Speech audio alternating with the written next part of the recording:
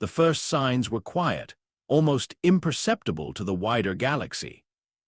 A minor adjustment to interstellar trade tariffs, a reclassification of Earth's primary mineral exports, a new set of ecological protocols for newly settled systems. The stellar mandate, ancient and infinitely patient, framed these changes as necessary calibrations for galactic harmony. They spoke of sustainable growth, of balanced expansion, of the delicate tapestry of interstellar civilization that humanity, in its boisterous youth, threatened to unravel. Their pronouncements were always calm, always rational, delivered by a council of venerable species who had overseen the cosmos for millennia. Yet, beneath the veneer of enlightened governance, a silent strangulation began for humankind. For the human colonies, especially those far-flung outposts reliant on fragile supply chains, the adjustments were a tightening noose. Food shipments, once consistent, grew sparse. Energy credits, the lifeblood of their orbital habitats and terraforming projects, dwindled to a trickle. Medical supplies, once plentiful, became luxuries, then fading memories. On Kepler 186f, the vibrant, young colony of New Haven was supposed to be a beacon of human ingenuity, a testament to their spirit of adaptation and relentless drive to thrive in extreme environments. Its orbital biodomes, once verdant with genetically optimized crops, now withered under mandated resource caps and cultivation restrictions. The mandate had declared the planet's unique flora an ecologically sensitive native resource, prohibiting its harvest, even for human sustenance. The starving colonists, their voices hoarse from deprivation, pleaded for an exemption, for a temporary reprieve. The stellar mandate offered polite sympathy, then reiterated their regulations, citing long-term galactic stability as paramount. New Haven, once a promise of a new future, slowly, agonizingly, became a stark reminder of humanity's precarious position within the cold, unforgiving galactic order. In its final, harrowing months, New Haven transformed into a quiet graveyard, its inhabitants perishing not from conflict, but from the sterile, calculated indifference of cosmic bureaucracy. Commander Eris Thorne watched the archived holographic broadcast of New Haven's last, desperate days. The Mandate envoy, a sleek, multi-limbed Xylosian with an unnervingly calm, synthesized voice, had outlined the unfortunate but unavoidable consequences. Every syllable was a polished stone laid upon a growing cairn of human suffering. Thorne's gaze was fixed not on the Xylosian's placid, alien features, but on the flickering image of a young human face, gaunt and despairing, framed by the dying, brittle stalks of a biodome. That face haunted his waking hours and his restless sleep. It was the face of a child, no older than 8, and Thorne knew its name. He also knew that child, and hundreds like her, had met their end in the final wave of famines, quiet victims of a system that valued ecological purity over human lives. Thorne had once been an idealist, a brilliant exogeologist whose life was dedicated to the grand vision of greening distant worlds, making them habitable for humanity's boundless expansion. His own project, the ambitious Artemis Initiative to terraform the arid moon of Ganymede Prime, had been systematically starved of mandate-approved resources and specialized equipment. He'd watched his life's work, a decade of scientific breakthroughs and arduous labor, slowly wither. Thousands of colonists he'd personally convinced to join him on that distant moon faced a similar, agonizing decline. The mandate had cited resource overallocation, interspecies sustainability concerns, and potential for unforeseen planetary disruptions. He'd learned then that their harmony was merely a convenient leash, their order a meticulously crafted cage designed to contain the unpredictable, vibrant energy of humanity. He had retired from official service, a disillusioned ghost in the system, retreating to the shadows of independent asteroid clusters, places where the mandate's reach was thin and supervision even thinner. But his spirit was anything but broken. Instead, it had hardened, calcified into something sharp and unyielding, like a diamond forged under immense pressure. Thorn was a man of quiet fury, his movements precise, his gaze unwavering, betraying nothing of the inferno that burned within. He had seen the best of humanity, their boundless optimism, their stubborn resilience, their fierce loyalty, and he had seen the mandate systematically grind it into dust, piece by painstaking piece.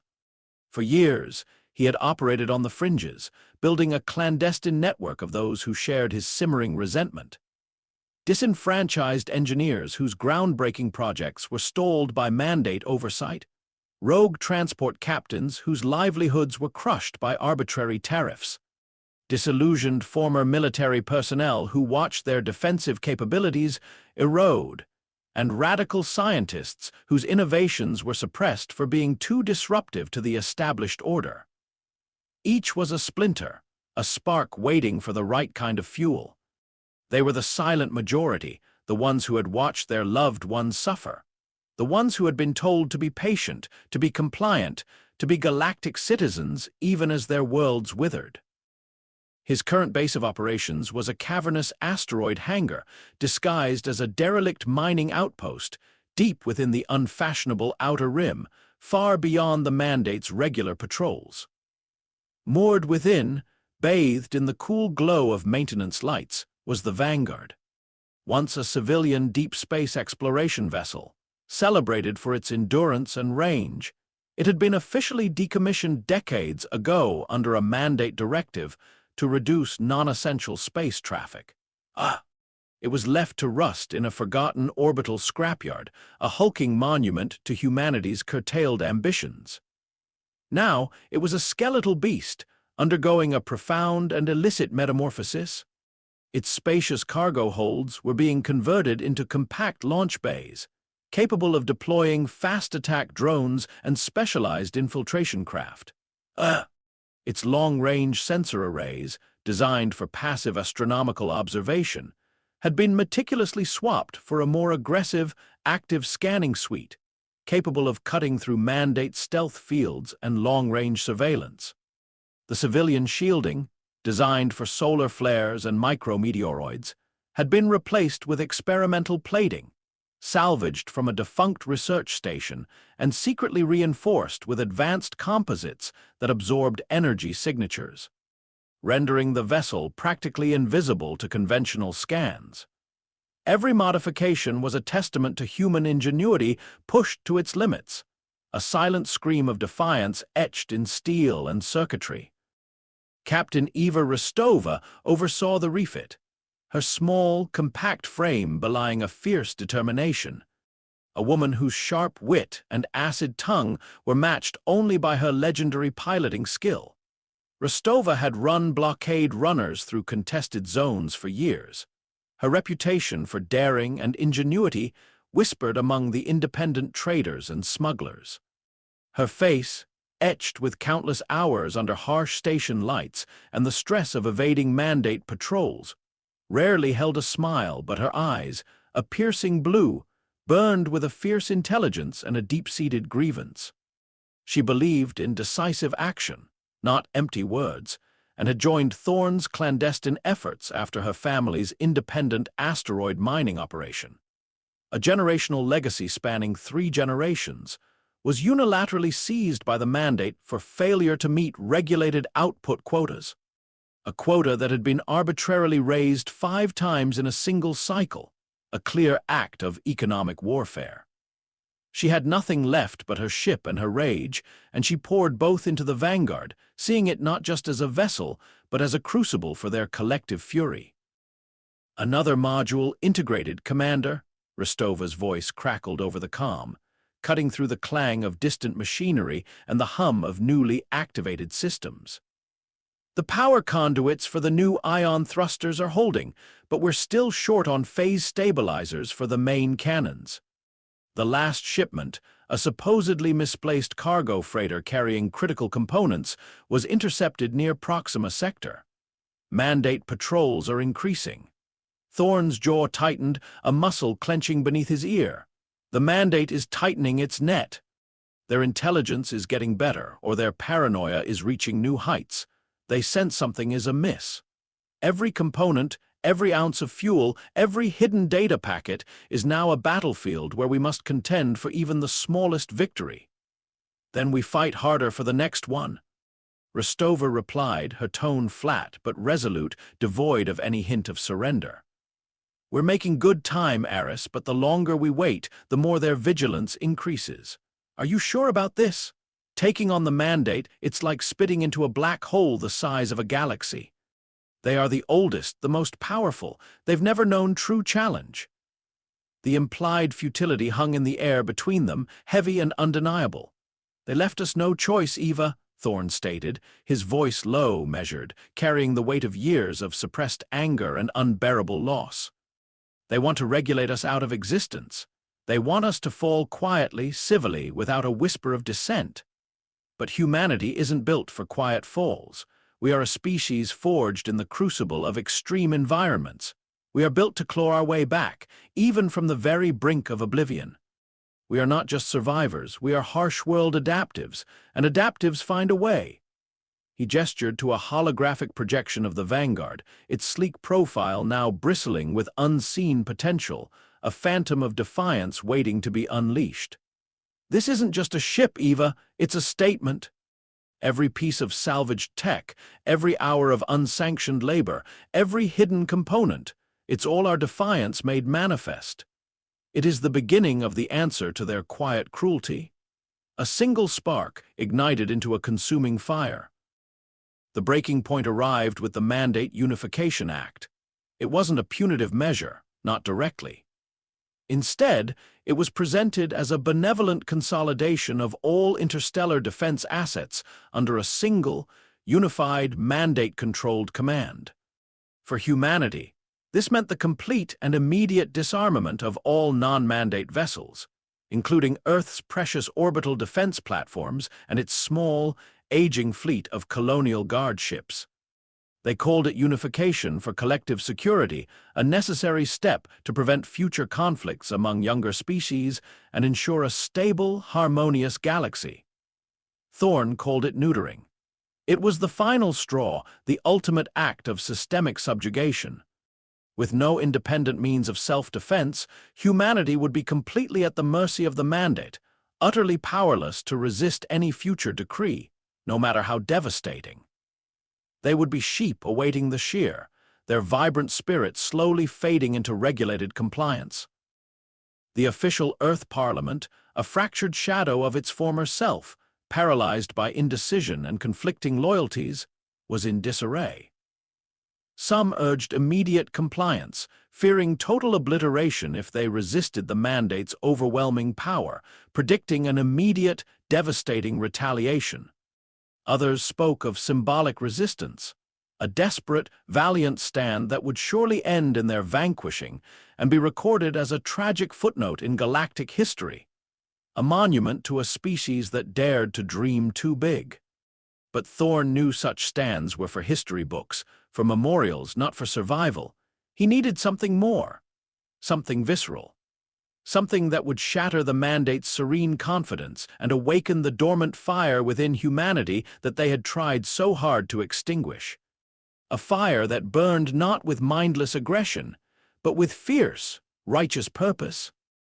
His network, a vast, silent web of anger stretching across the human-settled sectors, buzzed with encrypted messages, not of panic, but of a grim, determined readiness. On 1,000 desolate outposts, in the deep space mining operations where life was a constant struggle against the void, among the independent asteroid prospectors who lived by their own code, and within the dark corners of the Mandate's own systems, humanity's extreme environment adaptives had been preparing. They weren't military fleets in the conventional sense, lacking the discipline and centralized command of galactic navies. They were a scattered, desperate, but incredibly dangerous collective of those who had lost everything or had nothing left to lose. They remembered New Haven, its silent end, its children perishing under indifferent skies. They remembered Ganymede Prime, its promise withered, its people scattered. They remembered the slow, polite suffocation that had claimed millions across dozens of worlds, and they were done remembering in silence. They were ready to act. Thorn stood on the Vanguard's newly refurbished bridge, the cool hum of the reactivated engines a low thrum beneath his feet, a symphony of latent power.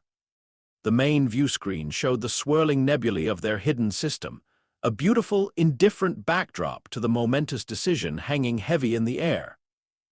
Captain Rostova was at the helm, her hands steady on the controls, her expression a mask of grim resolve.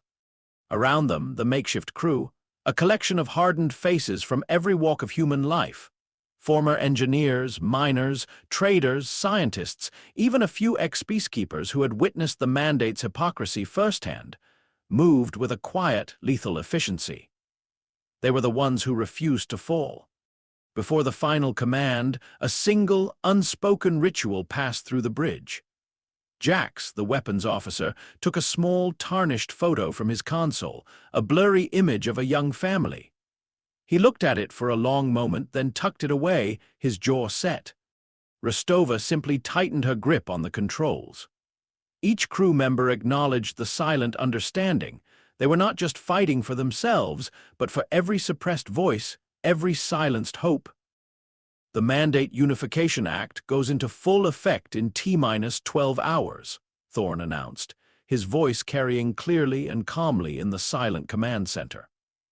After that, our entire fleet, what little remains of human independent defense, becomes targets, sanctioned for immediate neutralization.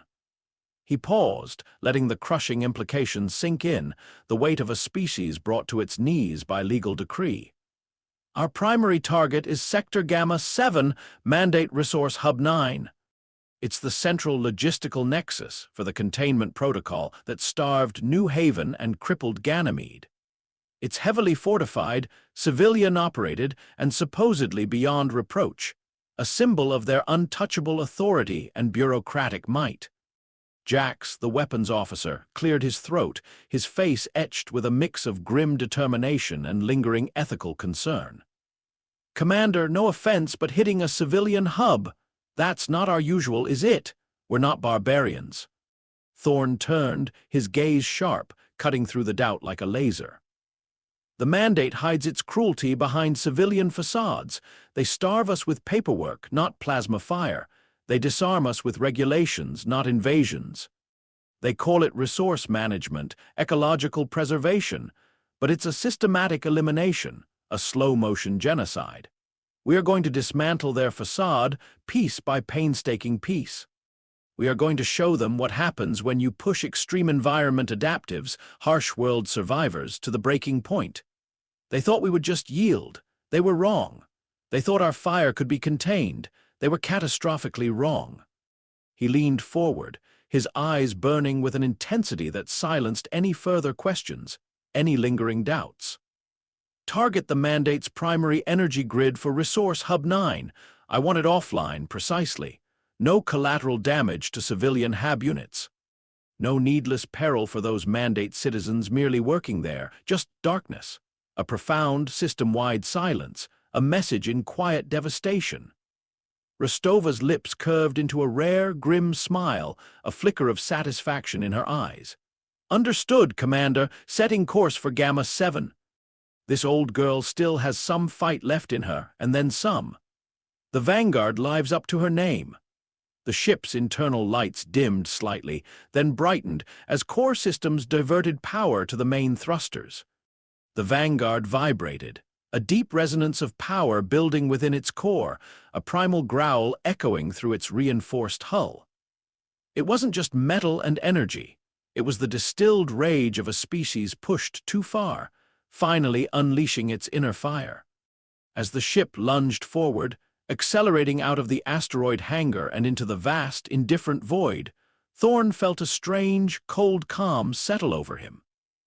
The Mandate thought they had mastered order, that they had tamed the wild spark of humanity, that they had successfully bent them to their will. Humanity was about to remind them what true chaos felt like. Not random, mindless destruction, but a calculated, deliberate chaos. The kind that burned with purpose, a cold, focused fire that had been smoldering for too long. This was not a declaration of war, it was a reckoning. This is just the beginning of humanity's answer. What do you think happens next?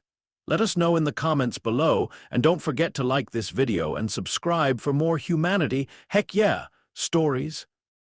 The Vanguard surged through the void, a silent predator disguised as a relic. Its newly reinforced plating shimmered faintly, absorbing stray sensor pings, rendering it a phantom against the star field. Inside, Commander Aris Thorne watched the navigation display, his gaze fixed on Sector Gamma 7. Mandate Resource Hub 9 pulsed on the screen, a brilliant, intricate network of orbital stations and planetary conduits, a testament to the Mandate's sterile efficiency. It was a hub designed not just for resource allocation, but for control. Every grain of harvested ore, every drop of synthesized fuel, every energy credit flowed through its meticulously regulated channels, ensuring no species could ever truly escape the Mandate's economic embrace. Captain Eva Rostova's voice, calm amidst the hum of the engines, cut through the quiet. Our approach is nearing Mandate internal surveillance range, Commander. We have multiple automated patrols converging on designated transit lanes. Standard procedure. Thorne nodded. Their standard procedure is our opportunity. They expect trade vessels, not a ghost. Divert all non-essential power to stealth systems. I want us to be colder than the void itself. Let them pass us by, blissfully unaware. The Vanguard tightened its energy signature, its already faint outline fading further. Automated Mandate patrol vessels, sleek and pristine, slipped past their position, their passive sensors detecting nothing more than interstellar dust. It was an unnerving dance, a silent evasion that spoke volumes of human ingenuity forced into the shadows. After what felt like an eternity, but was merely a few calculated hours, Rostova reported, "We're within strike range, Commander. Direct line of sight to the primary energy grid conduits for Hub 9. Mandate civilian traffic is high."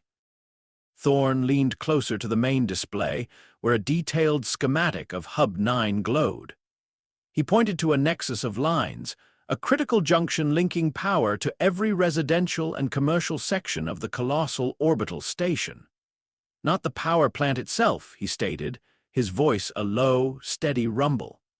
The distribution grid. Specifically, the phase regulators for the primary atmosphere processors. Jax, the weapons officer, frowned. "Commander, that's going to plunge the residential sections into a deep space environment. Risk of rapid decompression, atmospheric collapse, hundreds of thousands of lives." "No," Thorne clarified, his voice unwavering, his eyes holding an ancient, terrible calm. "It's going to cause a complete, system-wide power flux, enough to trigger emergency atmospheric shutdowns, not collapse. Their automated systems are designed for fail-safes. The emergency power will kick in. But for a few precious minutes, the entire station will go dark, and those few minutes are all we need. We're not here to eliminate lives, Jax. We're here to eliminate the illusion of their control. The illusion that they are benevolent. The illusion that they are untouchable." His finger moved to another section of the schematic, a deeper, less obvious network. "The Mandate's primary data archive for this sector," he explained. "It's buried deep within the core structure, shielded against external attack.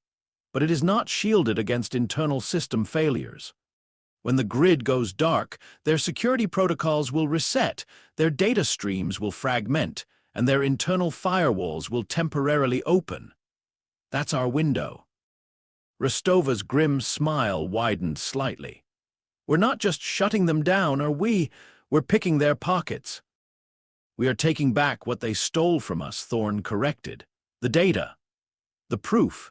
Every famine report they suppressed, every resource cap they imposed, every vote they cast to starve us politely, it's all in there. We are going to burn their lies."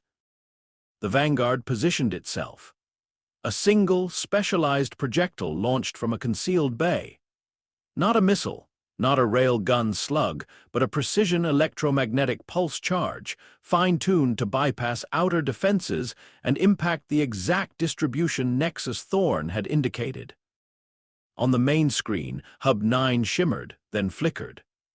For a terrifying, heart-stopping moment, the entire colossal station, a city in orbit, went dark. Not a single spark, not a single light. A profound, system-wide silence descended. Mandate comms immediately erupted in a cacophony of panicked voices, unintelligible to the human ear. Emergency beacons flared across the station's surface as its automated systems scrambled. The Mandate had experienced technical failures before, but never on this scale, never with such deliberate precision. Now, Thorn barked, "Launch the infiltration drones." 4 sleek, needle-thin craft shot from the Vanguard's belly, too small and fast to register on their limited emergency Mandate scanners. These weren't weapons. They were highly specialized data siphons, piloted by remote AI and carrying the compressed fury of 1,000 silenced voices. Their mission: burrow into Hub 9 core, latch onto the exposed data lines, and extract everything. As the drones pierced the station's outer shell, sirens began to wail across Hub 9, belatedly. Emergency lighting flickered to life, bathing the station in a cold red glow.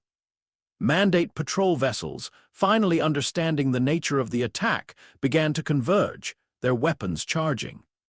Jax reported, "Enemy vessels are acquiring targets." "Evasive maneuvers, Captain." Rostova didn't hesitate.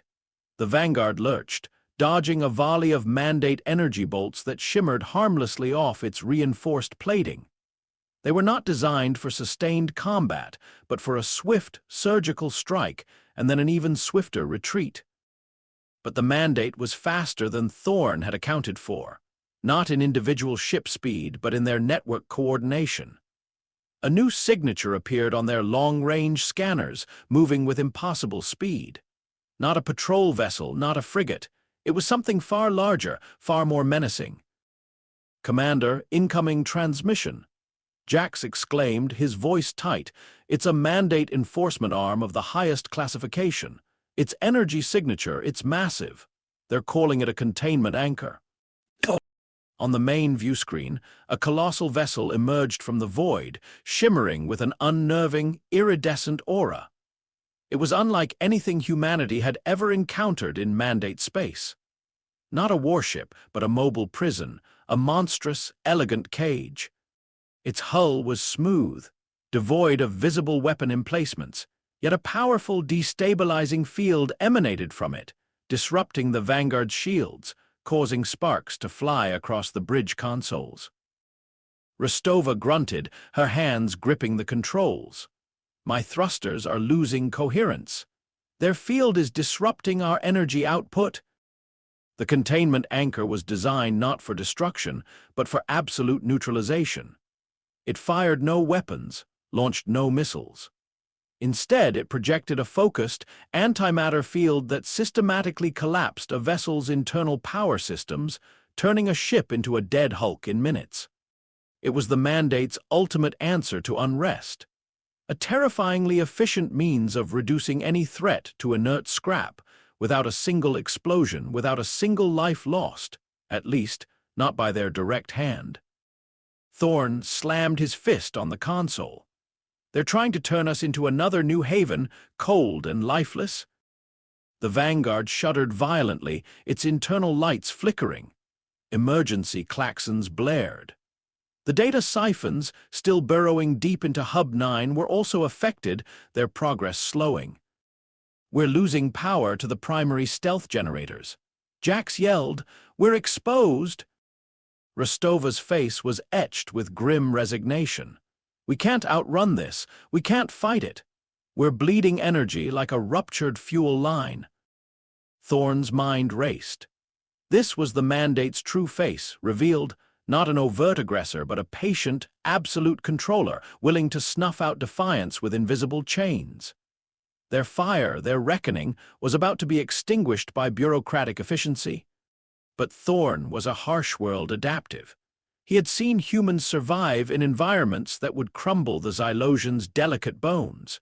He had seen them find life where there was only death. He looked at the tactical display, at the shimmering containment anchor, at the crippled Hub 9, and then at the tiny dots representing their data siphons, still pushing, still fighting for every byte. He grabbed the comms. "Jax, patch me through to the primary siphons. I need an update on the data extraction."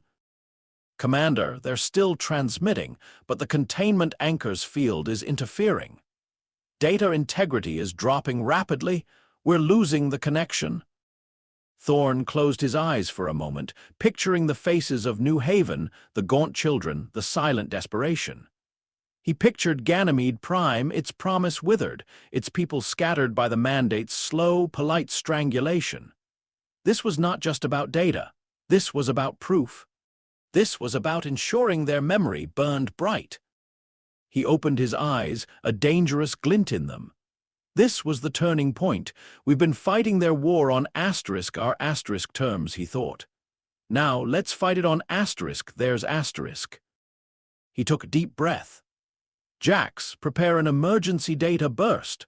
All non-critical data, everything we've gathered on the mandate so far, their true asset declarations, their hidden fleet numbers, their internal communications showing their manipulation of resource caps for other species. Compress it. Target the mandate's public access comms network, not the military channels, their open civilian networks." Jax's eyes widened. "Commander, that's insane. It'll be a firestorm of information. It will expose everything about us. Our operations, our locations." "No," Thorne thundered, his voice resonating with a power that silenced all dissent. "It will expose them asterisk. They rely on secrecy, on the illusion of benevolent order. They operate in the shadows of their own rules. We're going to hit them where they're weakest, their pristine reputation. We're going to flood their public networks with their own hypocrisy, their own calculated cruelty. We're going to let the galaxy see the architects of famine for what they truly are." Rostova stared at him, a flicker of awe in her eyes. It was a gambit, a desperate, unprecedented move. It wouldn't just burn the mandate's image, it would ignite every species they had ever subtly oppressed, every world they had ever quietly bled dry. It would be an act of galactic self-immolation for humanity, but it would take the mandate's authority down with it. The containment anchor was closing in, its destabilizing field tightening its grip. The Vanguard groaned, sparks showering from failing conduits. "Commander, we're losing core power," Jax yelled. "The data burst will be incomplete." "No," Thorne's voice was a steel whisper. "We are not losing it. We are making a choice. Divert all remaining power to the primary data siphons and the public broadcast burst. Everything. Shields, life support, main engines, everything asterisk." Rostova looked at him, then at the dying ship around them. "That's a one-way trip, Eris. We'll be dead in the water, a sitting target." Thorne met her gaze, his eyes burning with the cold, fierce fire of a man who had already lost everything but his purpose. "This is the only way we ensure their memory burns, Eva. This is how we make them remember New Haven. This is how we make them pay." On the main screen, the containment anchor pulsed, its field a suffocating shroud. The Vanguard faltered, its forward momentum dying, its internal lights flickering, then dimming to near darkness. The ship was dying, but with its dying breath it would scream. Jax, his fingers flying across the console, activated the final sequence. Data compressed, ready for burst, targeting mandate public broadcast grid. The Vanguard mustered its last reserves of energy, channeling it into a single, blinding flash of pure data, a wave of raw truth that slammed into the mandate's galactic comms network. It was not a message. It was an unholy, unfiltered dump of every damning mandate secret Thorne's network had uncovered over years of meticulous, desperate work. The very systems designed to keep the galaxy informed, to uphold mandate transparency. would now become the conduit for its ruin. And then, silence. The Vanguard hung in space, a dark, lifeless husk, dead in the water, caught in the suffocating embrace of the containment anchor's field. Its lights were out, its engines silent. The very air on the bridge grew thin, cold, and still. On the main view screen, Mandate Resource Hub 9, though still crippled, began to flicker with new, frantic activity. Mandate vessels, no longer targeting the Vanguard, were suddenly turning on each other, their comms erupting in a chaotic, desperate jumble of accusations and commands. The entire Mandate network was convulsing. A new alert blared, faint in the dying silence of the bridge. Jax, his voice barely a whisper, looked up from a sputtering console. "Commander, the Mandate's internal security network, it's gone critical." Mass hysteria. Civil unrest reports from their core worlds. The data burst, it's tearing them apart. The galaxy, it's seeing everything. Thorn closed his eyes, a chilling satisfaction settling in his bones. He had ignited the fire, and now the galaxy would burn with the truth, but the Vanguard was dead.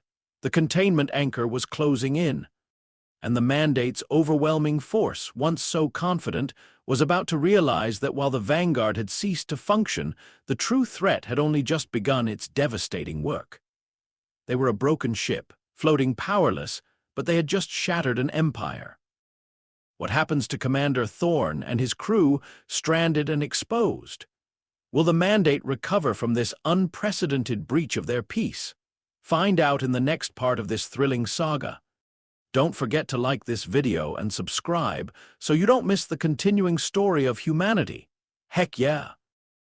The Vanguard hung in space, a dark, lifeless husk, caught in the suffocating embrace of the containment anchor's field. Its lights were out, its engines silent. The very air on the bridge grew thin, cold, and still. Around Commander Eris Thorn, the crew struggled against the failing life support, their breath misting in the frigid air. The ship was dying, but with its dying breath, it had screamed its truth across the cosmos. On the main view screen, Mandate Resource Hub 9, though still crippled and dark, began to flicker with new, frantic activity. Mandate vessels, no longer targeting the Vanguard, were suddenly turning on each other, their comms erupting in a chaotic, desperate jumble of accusations and commands.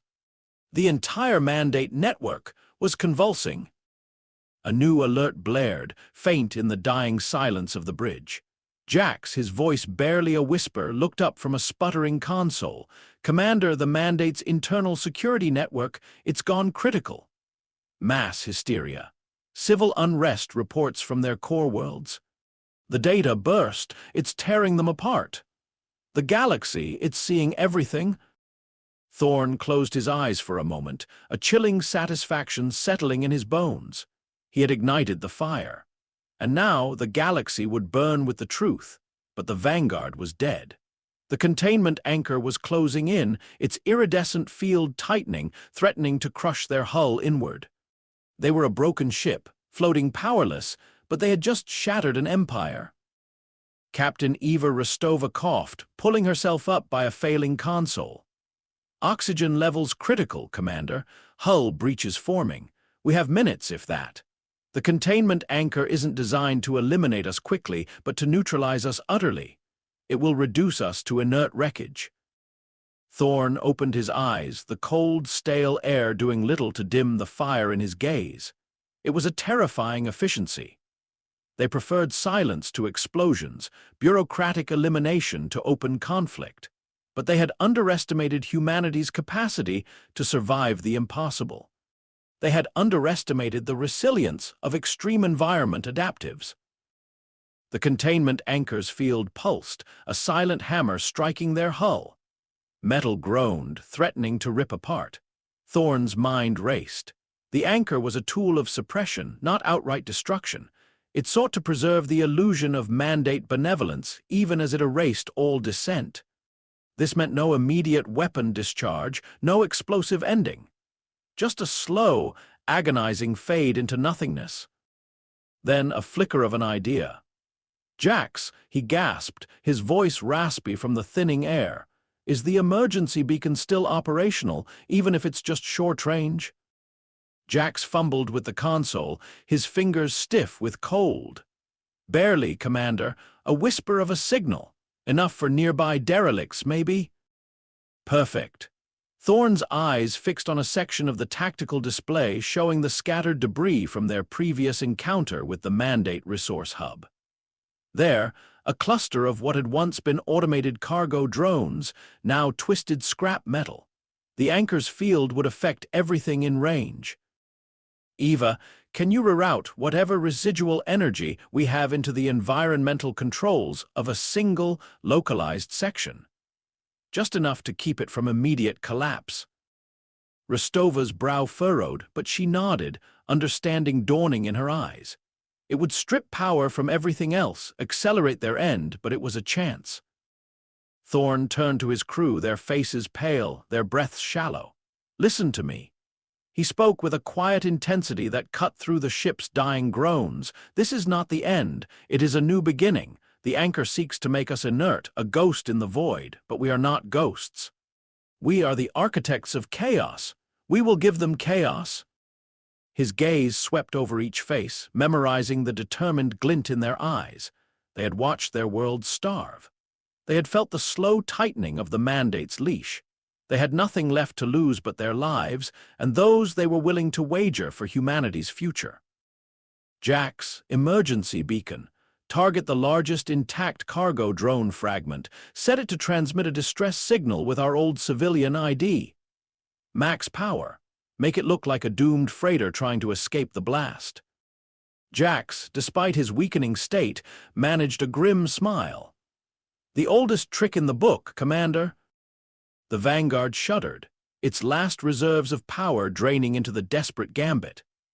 A faint signal blinked from the largest drone fragment, an automated distress call from a vessel that no longer existed, broadcasting humanity's final, defiant act. The containment anchor, its massive form now looming over them, registered the faint distress call. Its primary focus, designed to neutralize threats, shifted. A smaller, auxiliary field pulsed outward, designed to encompass and disable the rogue drone fragment, ensuring every piece of the incident was contained. It was a subtle, almost imperceptible shift, but it was enough. Thorne barked now. Eva, emergency thruster burst. Any power, any direction? Rostova slammed her hand on the console. The Vanguard's last, dying thrusters flared, a barely perceptible flicker of light, pushing the crippled vessel just enough to shift its trajectory. The containment anchor's primary field, having shifted slightly to encompass the decoy, now missed the Vanguard by mere meters. The antimatter field shimmered, consuming the cargo drone fragment, reducing it to dust. But the Vanguard, though still dead in space, had escaped the immediate paralyzing embrace of the anchor's core field. It was still within its range, but no longer the direct target, no longer being systematically collapsed. It was a temporary reprieve, a breath of cold, stale air. The ship floated free, silent, drifting away from the Mandate Resource Hub, a forgotten husk in the chaos. Meanwhile, the data burst had unleashed an unprecedented storm across the galaxy. Mandate core worlds, accustomed to placid order and controlled information, erupted in a cacophony of panic. Holographic news feeds, once displaying carefully curated Mandate achievements, now flickered with leaked internal memos, financial corruption reports, and chilling transcripts of council votes that knowingly condemned entire populations to slow starvation. The Ecological Preservation Acts were revealed as thinly veiled economic blockades. The Unified Defense Initiatives were exposed as systematic disarmament of burgeoning species. On Xylos Prime, the Mandate's capital, grand, ornate data spires that had stood for millennia, began to collapse under the sheer weight of public outrage. Citizens, loyal for generations, now saw their revered leaders for what they were, architects of quiet genocide. Riots erupted not just on human-settled worlds, but on the planets of species that had long chafed under mandate rule, their own grievances finally finding a voice through humanity's desperate act. The galaxy was not just seeing the truth, it was feeling the betrayal. From the sputtering comms of the dying Vanguard, Thorn and his crew listened to the chaos. The Cathar, a proud warrior species whose cultural artifacts had been quarantined by the mandate for aggressive content, declared their planets autonomous and began mobilizing their ancient fleet. The Lumen, a species of enlightened artisans whose advanced energy projects were routinely stalled by mandate safety regulations, began to broadcast their suppressed schematics across open networks, inviting any species to replicate their technology, effectively dismantling a core mandate economic monopoly. Even the usually stoic and neutral Velorian Trade Compact, whose carefully balanced markets had been subtly manipulated for centuries, began rerouting their vast commercial fleets, bypassing mandate-controlled routes, creating independent trade lanes that undermined the mandate's central authority. This wasn't just a rebellion, it was a galactic awakening. On the Vanguard, life support was failing rapidly. Thorn knew their ingenious escape was only temporary. They were still adrift, their ship irreparable in deep space, and the containment anchor was still in the sector, its attention now drawn back to their rogue signal. They needed help, and fast. Suddenly, a faint, garbled signal broke through the static. Jack strained to make it out. "Commander, an incoming transmission from a human vessel. Unidentified." Thorn felt a jolt of hope, cold and sharp. "Patch it through, Jax." The screen flickered, revealing a face etched with the same weary defiance as his own. It was a woman, her uniform tattered, her eyes holding a haunted intensity. Her ship was a heavy transport, clearly retrofitted for combat, its hull patched and scarred. "Commander Thorn," her voice was rough but clear. "This is Captain Lyra Vance of the freighter Pilgrim's Folly. We heard your broadcast, and your distress signal. The whole galaxy heard. They just didn't know what to do about it, but we did." Thorn stared at her. Vance, he remembered the name. A legendary free trader, known for defying mandate tariffs and running aid to impoverished colonies. Her reputation was almost as storied as her ships.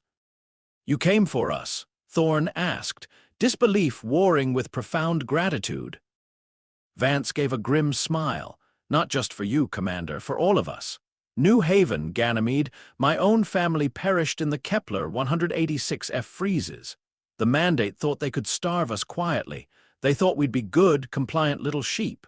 But you showed them we were wolves. And wolves, don't forget they're dead." Behind her, Thorn could see other ships, smaller, faster, emerging from the void. Not a fleet, not yet, but a gathering. Salvage vessels, former mining rigs, modified patrol craft, even a few pleasure yachts retrofitted with jury-rigged weaponry. They were the dispossessed, the forgotten, the ones who had nursed their quiet rage in the shadows.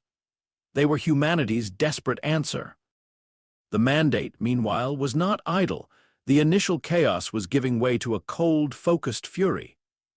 The Xylosian High Council, their placid demeanor shattered, issued a direct, uncharacteristic broadcast across all channels. Their synthesized voice, once calm, now held a chilling edge. To all systems, their broadcast declared, the recent disruptions are the result of rogue human aggression. This act of violence and unprecedented data espionage is a grave threat to galactic stability. Humanity has proven itself volatile, uncontrollable, a blight upon the harmony we have diligently cultivated. The mandate is now compelled to enact the purification protocol.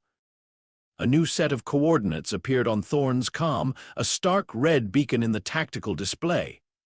Not Resource Hub 9, not a diplomatic center, it was Earth, humanity's homeworld. The purification protocol, Thorn knew, was no containment measure. It was the mandate's ultimate final solution for species deemed too unstable, too dangerous to coexist. It meant total, unyielding military force. Extermination. Captain Vance's voice cut through the Mandate broadcast, her face hardening. "They're coming for Earth, Commander. The Mandate's primary combat fleet. They're calling in reserves from across the sectors. This isn't a containment anymore. This is a reckoning of their own." Thorne looked at the dying Vanguard, then at Vance's ragtag fleet. They were outgunned, outnumbered, and still bleeding. But a fierce, unyielding resolve burned in his eyes. They had shattered the Mandate's illusion of peace, sparked a galaxy-wide rebellion. Now, they had to defend the home that had birthed their defiant spirit. He turned to the struggling comms. "Captain Vance, begin immediate recovery operations. Prioritize our data siphons. We will transfer to your vessel. Prepare for extreme evasive maneuvers. We have to reach Earth before their fleet does. We have to warn them. We have to defend our home." The comms crackled as the recovery ships closed in on the Vanguard, a desperate final rescue. Behind them, the Mandate's purification fleet, a terrifying armada of pristine, powerful warships, began to emerge from hyperspace, their intent clear, their power absolute. The galaxy had been pushed too far. Humanity had answered with fire. And now, the true battle for Earth, for humanity's very existence, was about to begin. Will Commander Thorne and Captain Vance reach Earth in time? Can humanity's fractured forces stand against the full might of the Mandate's purification fleet? Find out in the thrilling conclusion. Like this video and subscribe to Humanity, heck yeah.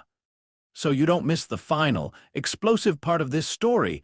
It's going to be a stellar show. The comms crackled as the recovery ships closed in on the Vanguard, a desperate final rescue. Captain Lyra Vance's Pilgrim's Folly, a battered but surprisingly agile heavy transport, docked with the dying vessel, its boarding clamps groaning. Inside the frigid, failing bridge of the Vanguard, Commander Aris Thorne felt the first true breath of warmth as the Pilgrim's Folly's airlocks sealed, merging their atmospheres. His crew, Jax and Eva among them, stumbled through the newly formed corridor, gasping in the richer air, their faces pale but resolute. They had done it. They had struck a blow so profound the ripples were shaking the foundations of galactic power, but the cost was near total. The Vanguard was a tomb left behind as a silent testament to their sacrifice. On the Pilgrim's Folly's bridge, the atmosphere was a stark contrast to the Mandate's pristine vessels.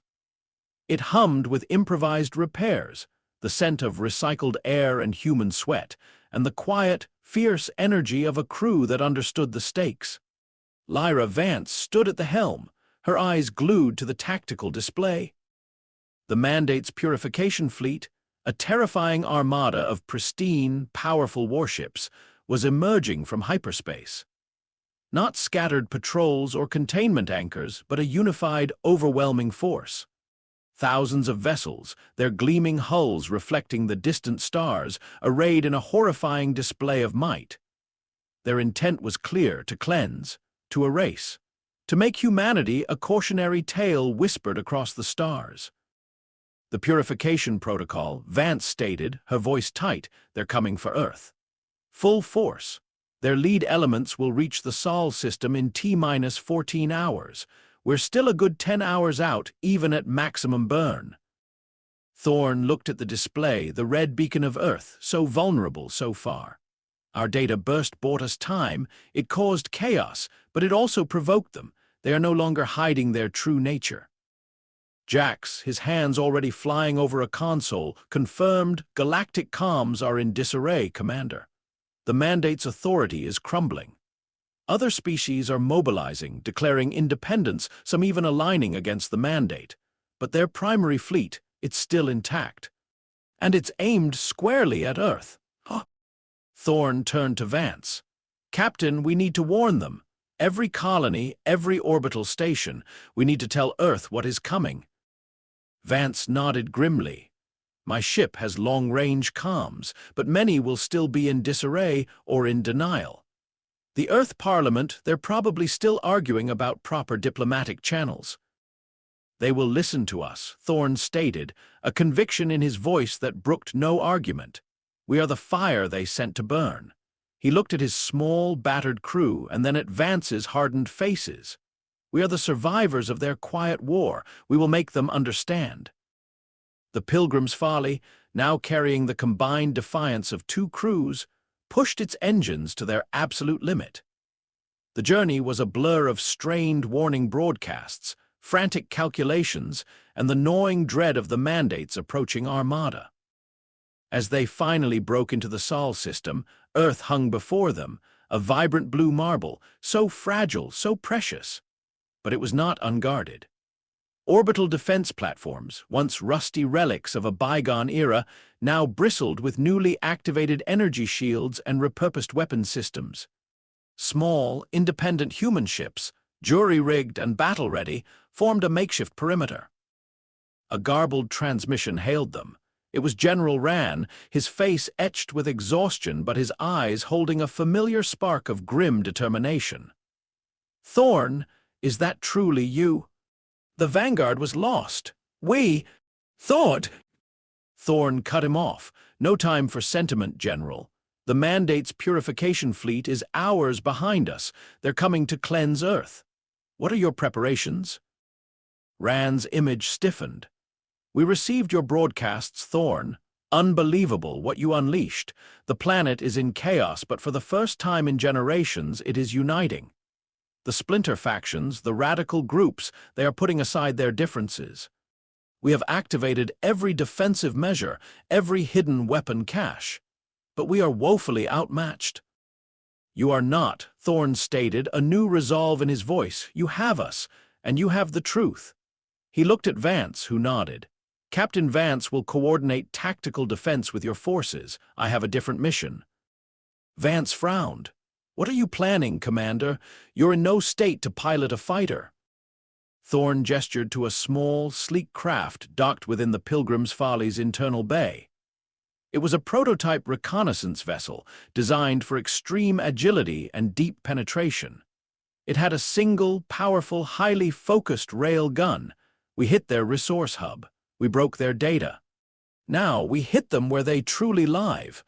The flagship— The purification fleet arrived with terrifying precision, their vessels flowing into formation, their weapons charging.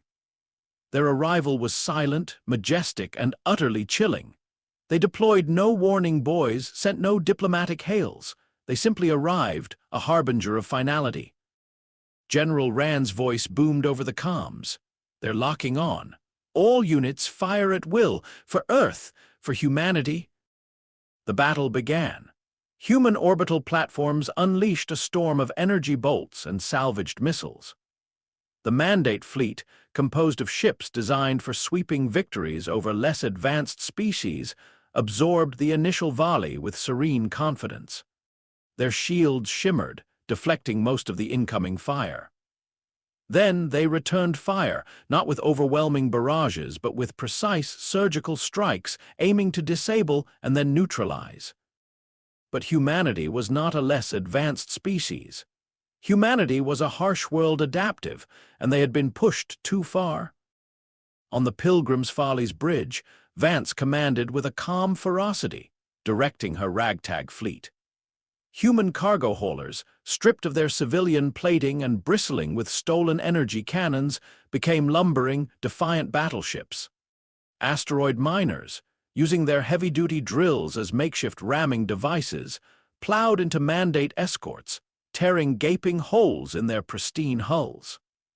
Small, agile interceptors, piloted by former smugglers, weaved through the Mandate's tight formations, firing improvised EMP charges that briefly crippled their shields. This wasn't a conventional war. This was a chaotic, desperate brawl, fueled by generations of suppressed rage and the primal urge to defend one's home. The Mandate, accustomed to order and predictable tactics, found themselves battling a storm of unpredictable, relentless fury. Their elegant formations broke.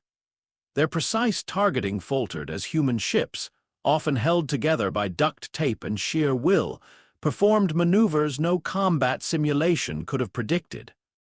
Thorn, meanwhile, in the prototype reconnaissance vessel, slipped through the maelstrom, a needle in a haystack. His target, the Mandate flagship, the Arbiter of Harmony.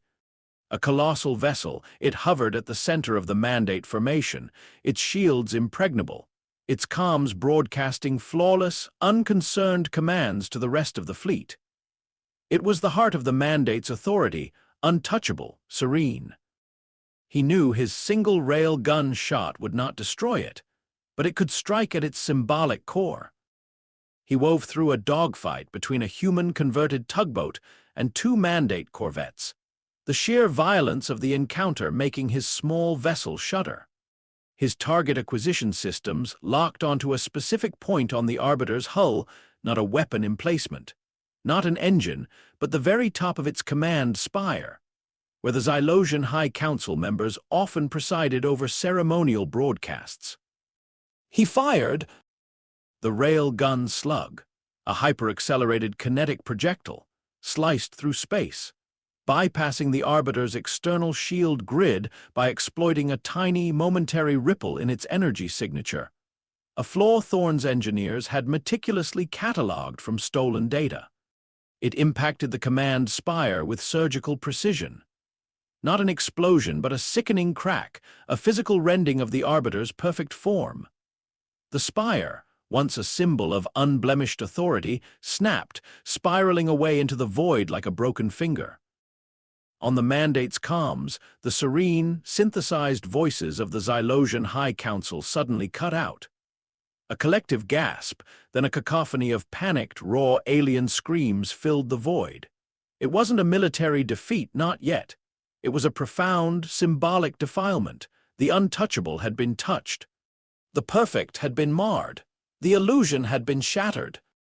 General Rand, seeing the impact, let out a raw, triumphant roar. They're faltering. Push them back.